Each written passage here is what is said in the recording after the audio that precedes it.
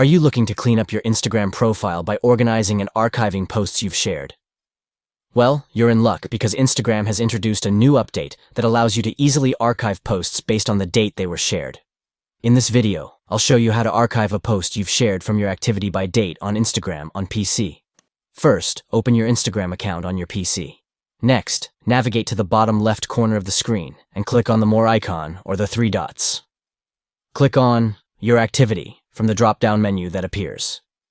In the Your Activity section, you'll see different categories, including photos and videos. Click on the Posts section, and you'll be able to see all the posts you have shared on Instagram. To filter your posts by date, click on Sort and Filter.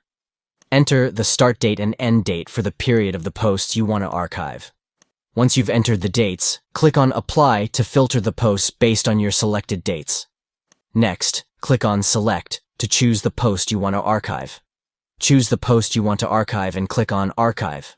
Confirm the action and voila! The post will now be archived and no longer visible on your profile, but don't worry, you can always access it later if needed. And there you have it.